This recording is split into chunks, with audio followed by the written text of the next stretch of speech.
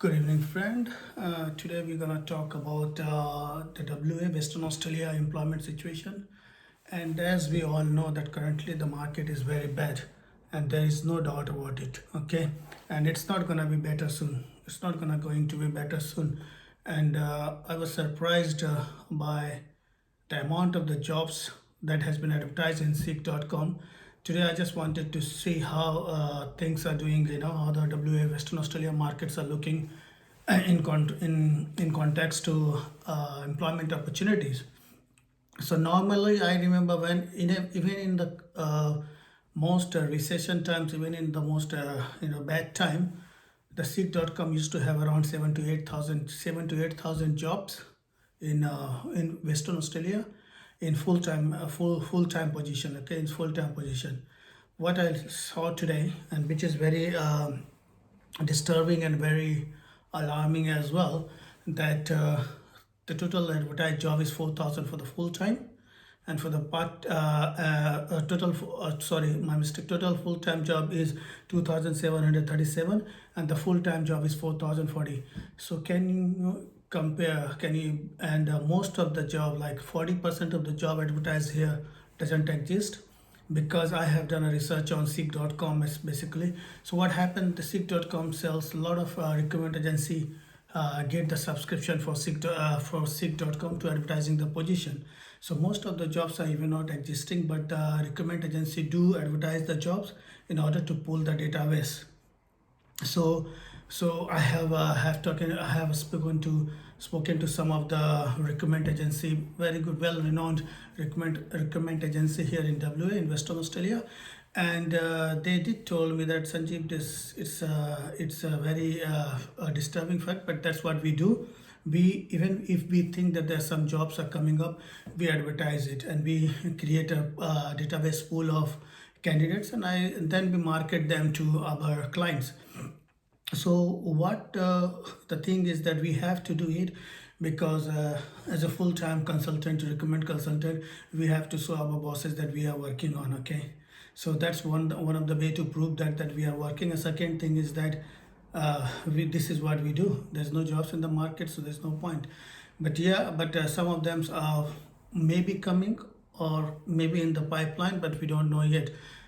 So my understanding is that even in the pipeline, so the jobs, the database pool that they have for the candidates, they will be taking out of that. So the new data, the new jobs, what we are hearing is, here is, we can see advertised on the seek.com, they don't actually hold the truth. So what it is, like if you see 2,700 job, that will take the 40% out of it. So man, I'm telling you, there's only 2,000 jobs, 1,500 jobs are advertised over here full time, which I think is a genuine advertiser. So you can understand the crisis that we are having here. So the most problem, what I feel is here is that hospitality sector, which is one of the highest employable industry, which is the industry which employ most of the candidates here, are going bankrupt. I just literally spoken to some of the small businesses here, that they are giving the businesses for free, because they don't want the burden of, first the rent, and second thing, they were not making any money.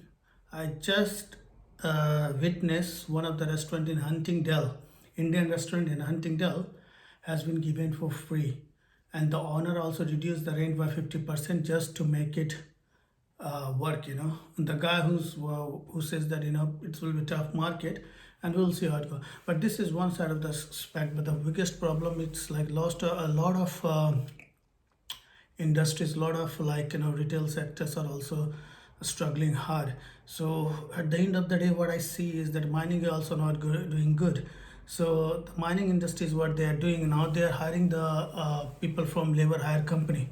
So what the labor hire company does, so the labor hire company will hire, now they are, I can't say an exploitation, but they're also using the environment for their advantage. So when they hire, before there was a specific person for a specific job, but now if you are hired, they will hire for the hospital sector, and you have to do everything. Okay, same with the trade assistant, you have to do everything.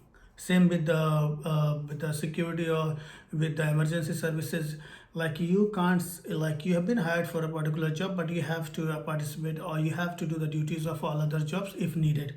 So what that means is that means like in one pay cycle, one pay, or like in one payment, one pay period, you have to do 2 or 3 jobs, which is not a problem. That's okay if that's what at the end of the day you have to make a living.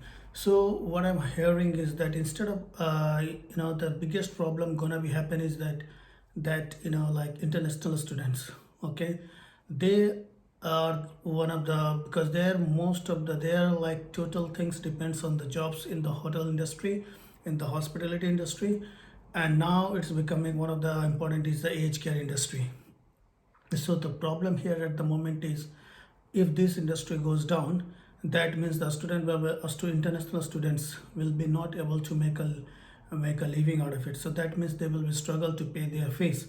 If they are not making money, they will not pay the fee. They will be not able to pay the fees. That means university will also struggle. So it's all linked economic, if you understand that economic, it's an economic cycle. So most of the important industry was like mining and international education. So mining is already suffering because China is already going to stop buying.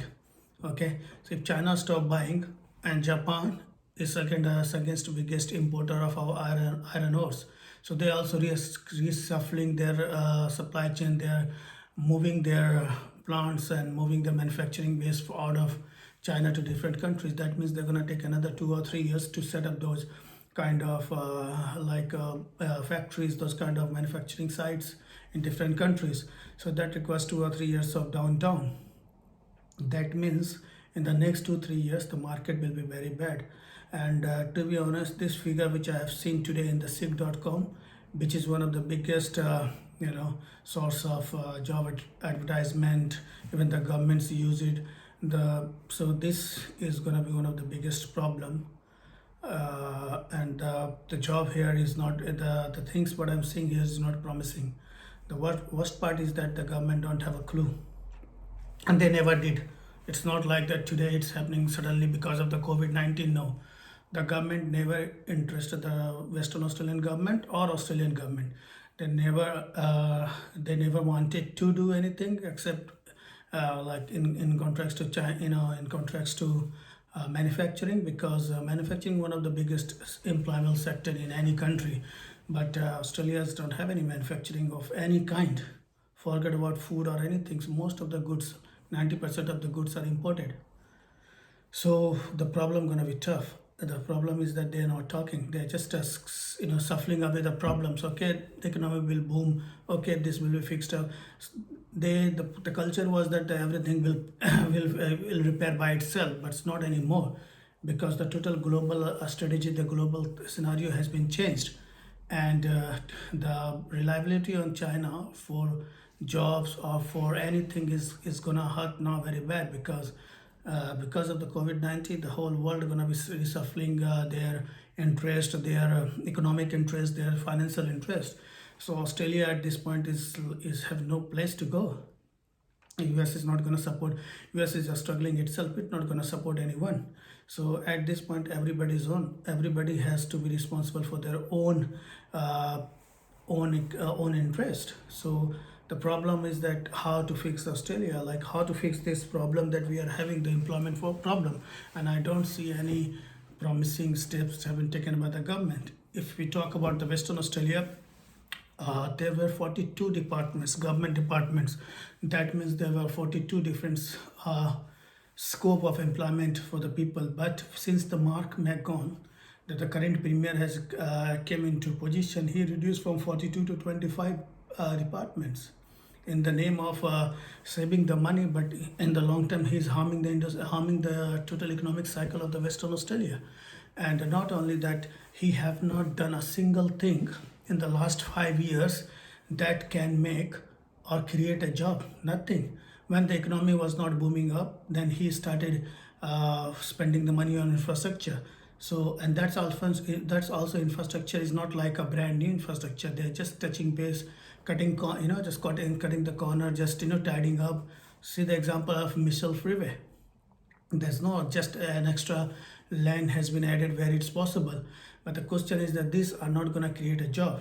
And I have seen there's only 10 to 20 people, 30 people, 40 people are working more. Most I've never seen more than 20 people working at one site. North Freight Link and these links, but these links are only, most of the jobs are has been done by overseas, whether you talk about the structures on the side, on the road rail, or anything, so like those kind of structure has been built overseas and shipped here. So there was not much jobs has been done here, and that also is very too late and too low, too late and too little. That's the word I wanted to look for. So these are not going to create any job. This problem, this small touch-up job is not going to create a job. They have to think, we have to think totally a different strategy. But how you going to think?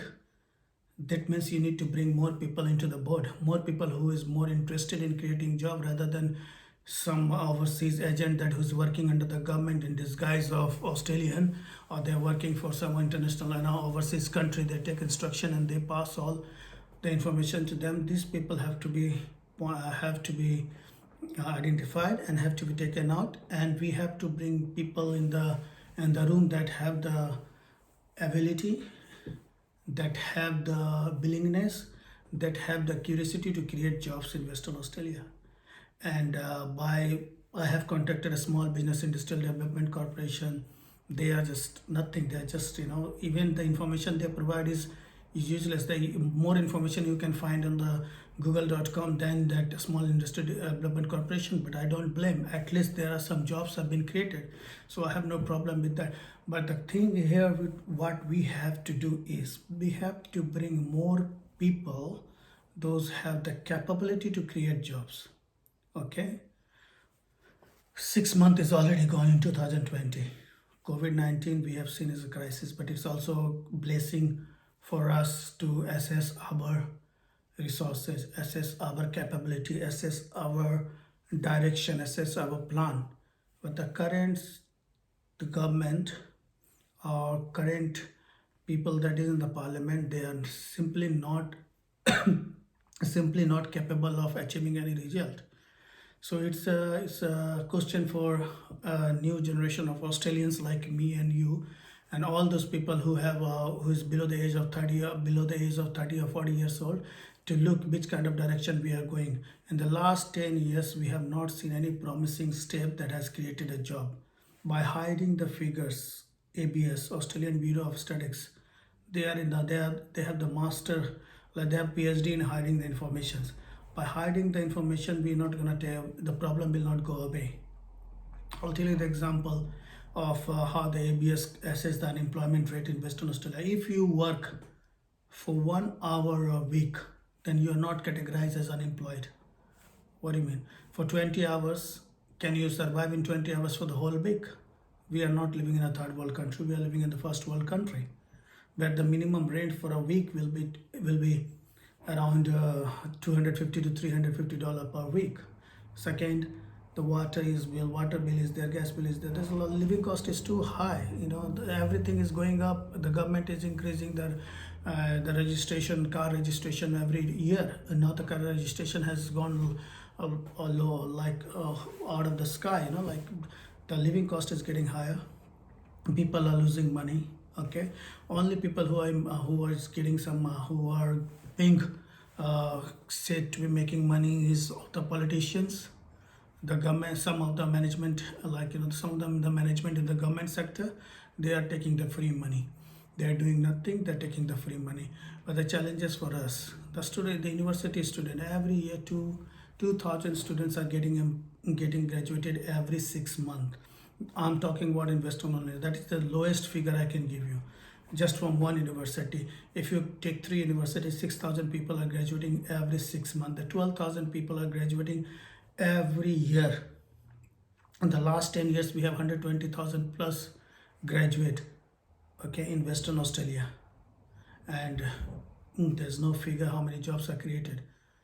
And because of the crisis, because of this ongoing crisis and financial crisis, The university also started cutting the corner. Now universities are just selling the degree, a degree to get the residency in Western Australia, nothing more than that. Even the Australian businesses don't have faith in the university. Whatever the low research we've been doing now, it's also on the threat of Chinese Chinese uh, Chinese are stealing all those infrastructure, all those the research. Now we have seen an example of cutting university, we have seen an example of ECU, and we have seen example of Murdoch and EW, how much foreign influence have entered into this university. And it's beyond the imagination that the universities like that has gone out of in the head of and the control of foreign entity. So they will do, and their the only target of this international entity I'm talking about is to create financial crisis in Western Australia or in Australia, so that they can keep their edge on that, so that they can blackmail on them, blackmail them, blackmail the government, or force the government. And we have seen this COVID-19. Chinese embassy has threatened us with the loss of jobs in education sector, tourist sector, and everything. Anti-forest saga, we have seen how they have hijacked the government platform without giving any due respect to the government of Australia. So it was a mockery of Australian government, that is a businessman. Just a businessman can walk into any government any government press conference, and then they can hijack and they can do whatever they want, and they can walk away, and there's no problem with that. There's no outcome with that. Now, another of the government, another of the politician has able to question him why he's done it and what action they have taken on him to avoid this one. Nothing. So at the moment, how to the unemployment crisis, and this unemployment crisis is taking a lot of mental stress as well. So a lot of students who has came from I'm talking about India only. So a lot of students have came here taking the loans, a student loan, and they have a lot of expectation when they come here to make money, to make their PR and get settled, and all those are going in in a vain. There's no hope coming on. So the problem is here, the unemployment. Not only the unemployment, I have several times have said, we have, the problem is unemployment. Second problem is underemployment, which is more dangerous than unemployment. Underemployment means like people who have more capability, more qualification, they are not working in their sector, and these are the people who can create more job opportunity and more things.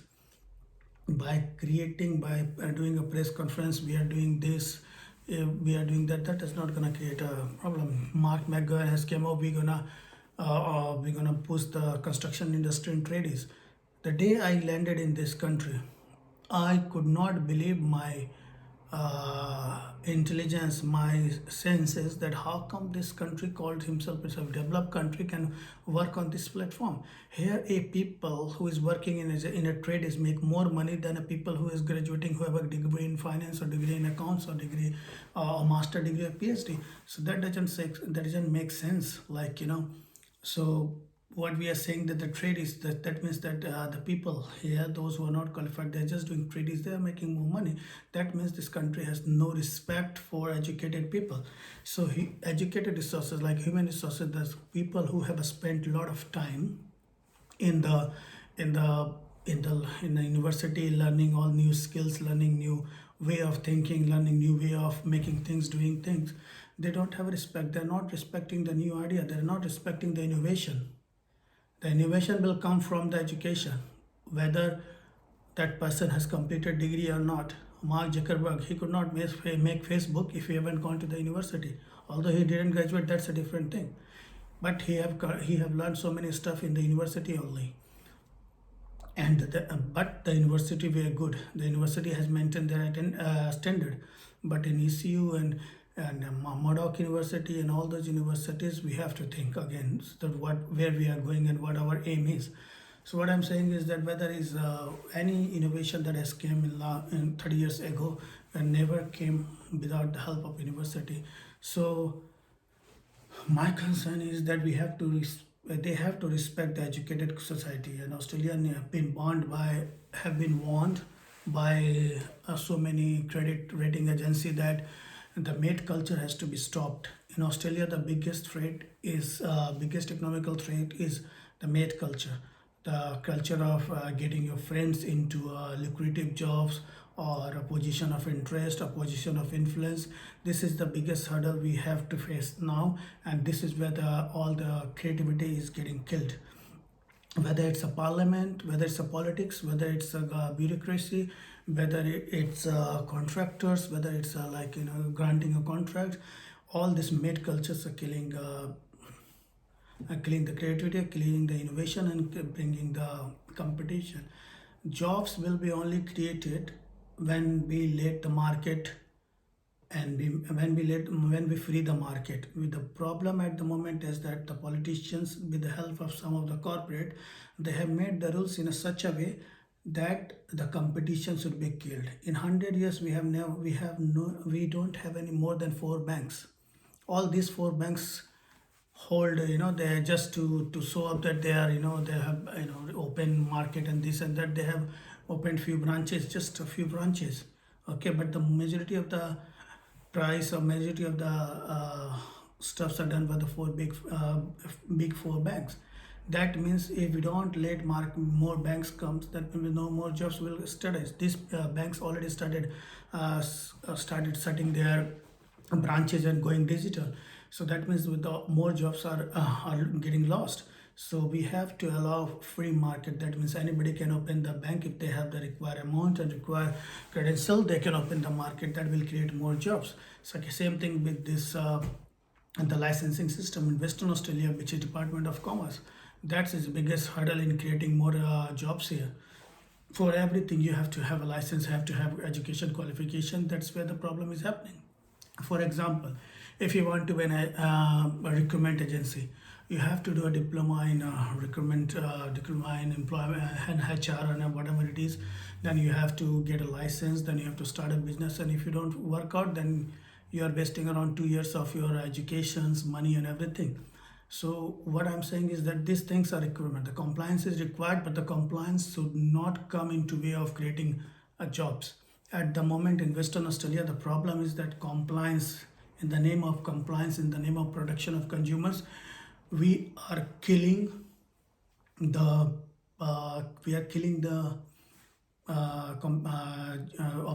opportunity to have more jobs, opportunity to grow our employment sector. So that's not only the problem. Example of the migration agent, they have to study 1 year's degree, spend $26,000. Okay, and then they have to spend another $5,000 to get the MARA registration, and then they can open the migration agent business or office, and it doesn't work. So they lost 1 years of education, 30 to 40,000 of dollar, and that is not going to help anywhere other than migration agent job or business. So that means if that business doesn't go up, doesn't pick up, then he's already lost $30,000-$40,000. So what we are saying that we have to streamline this kind of requirements. Okay, we have to make it more friendly, more easy, more achievable. Same with the ASIC. ASIC is just a pain in ass at the moment. Sorry for the language, but that's what it is. They are doing nothing. The bank, all the corruption has happened. Bank Royal Commission has happened. Does it save? The ASIC was already there. ASIC was able to save? No. Financial planning saga that happens. ASIC was already there. Does ASIC help? No. The tax evasion, tax of stealing of taxes and all those things still happening. Does ASIC help? No. So, but what ASIC is, the disadvantage of the ASIC is that it is helping the big. It is not helping the local or Australian businesses to grow. The compliance is so complicated that people like me and you will run away from doing anything. And it's just waste of time, it's just waste of money, and they are not helping. So The compliance thing has to be, the red tape has to be into, because these policies has been made by the greedy corporation, the big four businesses or the big four banks, to stop competitions. And our leaders, our politicians, our bureaucrats have to understand that what structure that has worked in 100 years ago is not going to work now. That works 50 years ago, that's not going to happen. Today we have to change our whole strategy of creating the jobs. So the jobs will be always only created if we boost manufacturing. We have to decrease our dependency on China. Okay, I'm not saying that you have to go to India, but there's other options. You have to go there. You can go to Philippines. You can go to any country. But the question here is that we have to decrease our dependency on China. We have to distribute our risk. Putting all our eggs in one basket is never going to be help. Okay, that is a dangerous thing in economy. So we have to create a different parallel of economy. Okay, at the moment we are relying on tourism. Tourism is not going to support, or is not able, never going to fulfill a country requirement, especially for a first world countries, to survive or to maintain that living standard on just on the basis of tourism. That not gonna work. And we have already seen that the $0 tourism industry, all these Chinese people that was coming from so-called biggest tourist partner or tourist arrival in Australia, they were spending zero money. They were only shopping in their own currency to the future only Chinese businesses which accept those currency in their own country. So there was a whole video out of it. So what, that's not going to help. So we have to boost manufacturing in Western Australia. We have to bring more people, irrespective of our race, religions, caste, color. We have to come on the table to save Australia. So Australia is not going to be saved by those people who are sitting in the parliament at this stage, and I can give you in writing. They are simply not capable of doing that one. Just because of their one mates is already there. So one mate, one friend is gone there, then he brought all the friends. This kind of things is not gonna go for a long term. Simply, you can't rely just by selling your stuff. We have the iron ores, but we don't manufacture anything. We don't manufacture steel. We don't manufacture any industrial pipe. We don't manufacture any industrial goods here. Okay, most of the goods are comes. So what happening at the moment, we are sending the iron ores to China, and then we are buying the finishing goods. This is just a useless at a higher price. This is totally, this nonsense has to stop. And this is tough time, COVID-19, and we have to find a way to create more jobs, and that's possible only if the government lose their dependency on China. Think about it. We have to respect the graduates. We have to respect our universities that are creating people over there, because these peoples have different mindset, different thoughts, and we have to think below. We have to think above race and racism and all those things. We have to keep aside. We cannot simply afford to be practicing racism at this stage. That luxury of practicing racism is not gonna be, is not affordable at the moment. It's out of context. Until unless we understand this, we're not gonna go further. We're not gonna go up. We are gonna go down, down, down, and we are already at the down. $1,000 at the Seek.com for a 2.3 million populations is a concerning fact. You can't by giving Centrelink or giving handouts is not going to help. You cannot simply rely on that. So in the next in the next video, I will discuss more about how to create the what are the more aspects, what are the more we can do to diversify this problem, or to elaborate this problem, or have a more discussion on this problem. So at this point of time, my friend, it's tough time. The jobs is scarce. All the jobs which apparently international student used to do is like cleaning, petrol station, security. This all jobs has been taken by permanent residents or people of Australia. So it's a tough time. So preference has gone to those jobs were not usually preferred by people of native Australian before, but now they have been preferred these jobs and they have been given these jobs, and also that jobs also in limited quantity at this point of time. So, and sit still, sit tight. Hopefully things will change, and it's all, and I can appeal to all international students who have been graduated here to create jobs, my friend. If you can, anyhow, by hook and crook, if you want to create jobs, create jobs. We need more jobs creator at the moment, because the job seekers are like abundant. We need the job creator. And if you have any idea, any suggestion, or any opportunities, or any uh, link or anything, please come and talk to us. I'm doing my best. I'm trying to bring more. I can bring more jobs. I'm trying my best to bring more businesses here. So as I request you all as well to do your bit, focus on creating more jobs. Any opportunity, send me a text message, or put comments on my video, and I will look into it. And if you need my help, I'm always here to help you out. And if you need help, and if I am able to help you out with any requirement, any things which I can help, I will definitely help you. All the best, my friend, and thank you for watching my video, and I will see you very soon.